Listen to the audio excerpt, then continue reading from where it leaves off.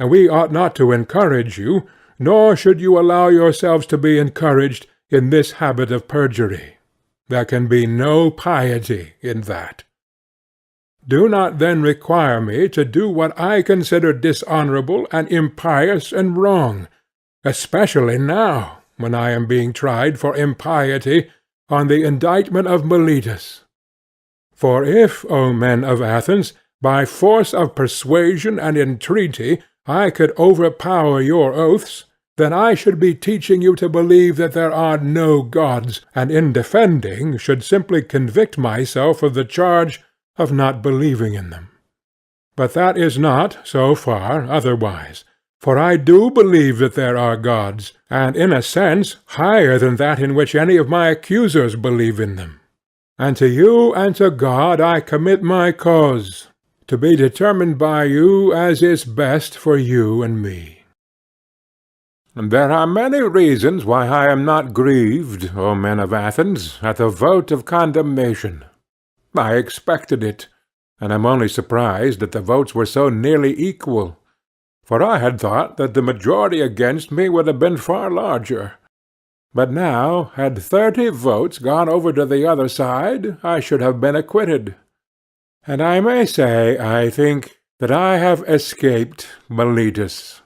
I may say more, for without the assistance of Anytus and Lycon, any one may see that he would not have had a 5th part of the votes, as the law requires, in which case he would have incurred a fine of 1,000 drachmae. And so he proposes death as the penalty. And what shall I propose on my part, O men of Athens? Clearly that which is my due. And what is my due? What return shall be made to the man who has never had the wit to be idle during his whole life, but has been careless of what the many care for, wealth and family interests and military offices, and speaking in the assembly, and magistracies and plots and parties? Reflecting that I was really too honest a man to be a politician and live, I did not go where I could do no good to you or to myself, but where I could do the greatest good privately to every one of you. Thither I went, and sought to persuade every man among you that he must look to himself, and seek virtue and wisdom before he looks to his private interests, and look to the state before he looks to the interests of the state, and that this should be the order which he observes in all his actions. What shall be done to such an one? Doubtless some good thing, O men of Athens, if he has his reward, and the good should be of a kind suitable to him. What would be a reward suitable to a poor man who is your benefactor, and who desires leisure that he may instruct you? There can be no reward so fitting as maintenance in the Prytaneum, O men of Athens, a reward which he deserves far more than the citizen who has won the prize at Olympia in the horse or chariot race, whether the chariots were drawn by 2 horses or by many. For I am in want, and he has enough, and he only gives you the appearance of happiness, and I give you the reality. And if I am to estimate the penalty fairly, I should say that maintenance in the Prytaneum is the just return.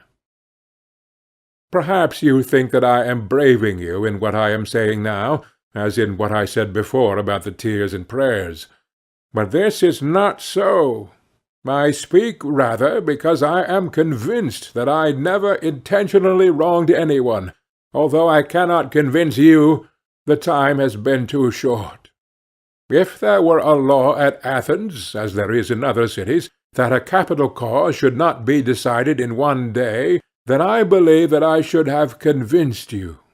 But I cannot in a moment refute great slanders, and as I am convinced that I never wronged another, I will assuredly not wrong myself. I will not say of myself that I deserve any evil or propose any penalty. Why should I? Because I am afraid of the penalty of death which Meletus proposes? When I do not know whether death is a good or an evil, why should I propose a penalty which would certainly be an evil? Shall I say imprisonment? And why should I live in prison, and be the slave of the magistrates of the year, of the 11? Or shall the penalty be a fine, and imprisonment until the fine is paid? There is the same objection. I should have to lie in prison, for money I have none, and cannot pay. And if I say exile, and this may possibly be the penalty which you will affix, I must indeed be blinded by the love of life, if I am so irrational as to expect that when you, who are my citizens, cannot endure my discourses and words, and have found them so grievous and odious that you will have no more of them, others are likely to endure me. No, indeed, men of Athens, that is not very likely. And what a life I should lead at my age, wandering from city to city, ever changing my place of exile, and always being driven out. For I am quite sure that wherever I go, there as here the young men will flock to me, and if I drive them away, their elders will drive me out at their request, and if I let them come, their fathers and friends will drive me out for their sakes. Some one will say, Yes, Socrates, but cannot you hold your tongue, and then you may go into a foreign city, and no one will interfere with you? Now, I have great difficulty in making you understand my answer to this. For if I tell you that to do as you say would be a disobedience to the god, therefore that I cannot hold my tongue, you will not believe that I am serious. And if I say again that daily to discourse about virtue, and of these other things about which you hear me examining myself and others, is the greatest good of man, and that the unexamined life is not worth living, you are still less likely to believe me. Yet I say what is true, although a thing of which it is hard for me to persuade you. Also, I have never been accustomed to think that I deserve to suffer any harm. Had I money, I might have estimated the offence at what I was able to pay, and not have been much the worse. But I have none, and therefore I must ask you to proportion the fine to my means. Well, perhaps I could afford a mina, and therefore I propose that penalty. Plato, Crito, Critobulus, and Apollodorus, my friends here, bid me say 30 minae, and they will be the sureties. Let 30 minae be the penalty, for which sum they will be ample security to you. Not much time will be gained, O Athenians, in return for the evil name which you will get from the detractors of the city, who will say that you killed Socrates, a wise man. For they will call me wise, even though I am not wise, when they want to reproach you. If you had waited a little while, your desire would have been fulfilled in the course of nature. For I am far advanced in years, as you may perceive, and not far from death. I am speaking now not to all of you, but only to those who have condemned me to death. And I have another thing to say to them. You think that I was convicted because I had no words of the sort which would have procured my acquittal. All mean, if I had thought fit to leave nothing undone or unsaid. Not so. The deficiency which led to my conviction was not of words, certainly not. But I had not the boldness or impudence or inclination to address you as you would have liked me to do, weeping and wailing and lamenting, and saying and doing many things which you have been accustomed to hear from others, and which, as I maintain, are unworthy of me. I thought at the time that I ought not to do anything common or mean when in danger, nor do I now repent of the style of my defence. I would rather die, having spoken after my manner, than speak to you in your manner, and live. For neither in war nor yet at law ought I or any man to use every way of escaping death. Often in battle there can be no doubt that if a man will throw away his arms, and fall on his knees before his pursuers, he may escape death, and in other dangers there are other ways of escaping death, if a man is willing to say and do anything. The difficulty, my friends, is not to avoid death, but to avoid unrighteousness, for that runs faster than death. I am old and move slowly, and the slower runner has overtaken me, and my accusers are keen and quick, and the faster runner, who is unrighteousness, has overtaken them. And now I depart hence condemned by you to suffer the penalty of death. They too go their ways, condemned by the truth to suffer the penalty of villainy and wrong. And I must abide by my award, let them abide by theirs. I suppose that these things may be regarded as fated, and I think that they are well. And now, O men who have condemned me, I would fain prophesy to you. For I am about to die, and in the hour of death men are gifted with prophetic power. And I prophesy to you who are my murderers, that immediately after my departure punishment far heavier than you have inflicted on me will surely await you. Me you have killed because you wanted to escape the accuser, and not to give an account of your lives. But that will not be as you suppose. Far otherwise. For I say that there will be more accusers of you than there are now, accusers whom hitherto I have restrained, and as they are younger, they will be more inconsiderate with you, and you will be more offended at them. If you think that by killing men you can prevent someone from censuring your evil lives, you are mistaken. That is not a way of escape which is either possible or honorable. The easiest and the noblest way is not to be disabling others, but to be improving yourselves. This is the prophecy which I utter before my departure to the judges who have condemned me. Friends who would have acquitted me, I would like also to talk with you about the thing which has come to pass, while the magistrates are busy, and before I go to the place at which I must die. Stay then a little, for we may as well talk with one another while there is time. You are my friends, and I should like to show you the meaning of this event which has happened to me. O my judges, for you I may truly call judges, I should like to tell you of a wonderful circumstance. Hitherto the divine faculty of which the internal oracle is the source has constantly been in the habit of opposing me, even about trifles, if I was going to make a slip or error in any matter. And now, as you see, there has come upon me that which may be thought, and is generally believed to be, the last and worst evil. But the oracle made no sign of opposition, either when I was leaving my house in the morning, or when I was on my way to the court, or while I was speaking, at anything which I was going to say. And yet I have often been stopped in the middle of a speech, but now in nothing I either said or did, touching the matter in hand, has the oracle opposed me. What do I take to be the explanation of this silence? I will tell you.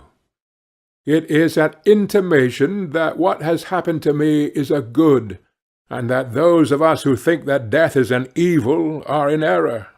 For the customary sign would surely have opposed me, had I been going to evil and not to good. Let us reflect in another way, and we shall see that there is great reason to hope that death is a good. For one of two things: either death is a state of nothingness and utter unconsciousness, or, as men say, there is a change and migration of the soul from this world to another. Now, if you suppose that there is no consciousness, but a sleep like the sleep of him who is undisturbed even by dreams, death will be an unspeakable gain.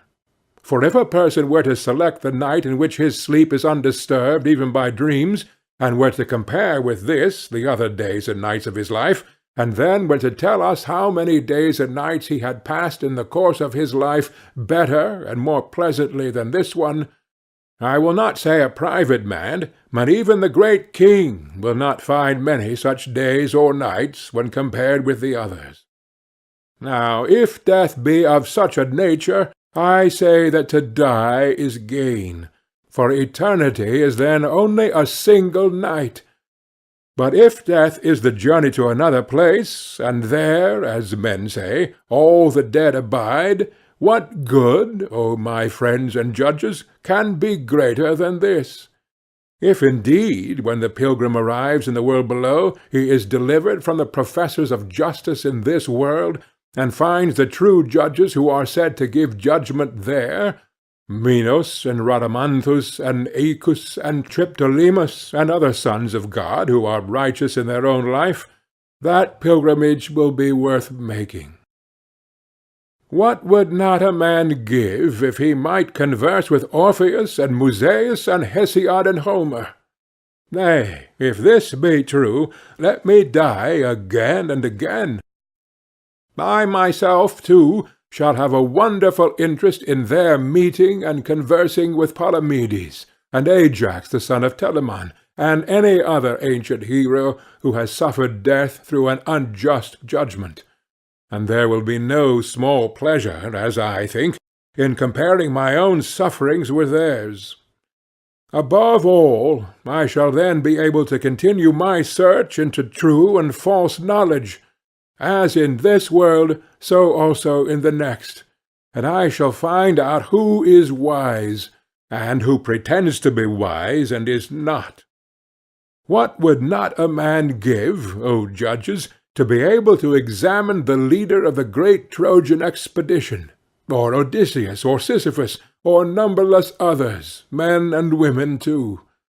What infinite delight would there be in conversing with them and asking them questions? In another world they do not put a man to death for asking questions, assuredly not, for besides being happier than we are, they will be immortal, if what is said is true.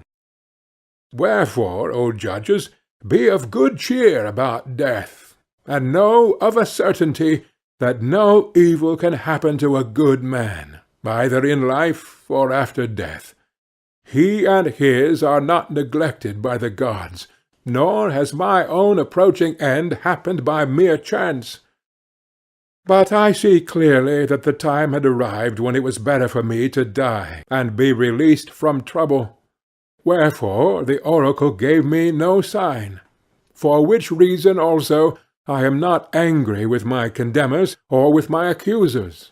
They have done me no harm, although they did not mean to do me any good, and for this I may gently blame them. Still I have a favour to ask of them.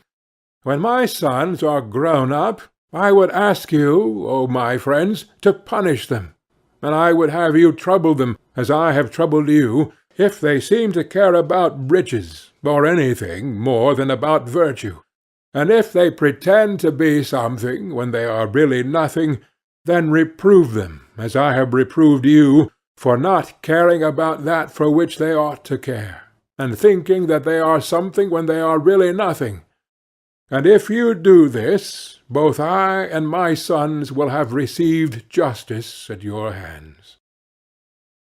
The hour of departure has arrived, and we go our ways. I to die, and you to live. Which is better, God only knows. End of Apology, by Plato.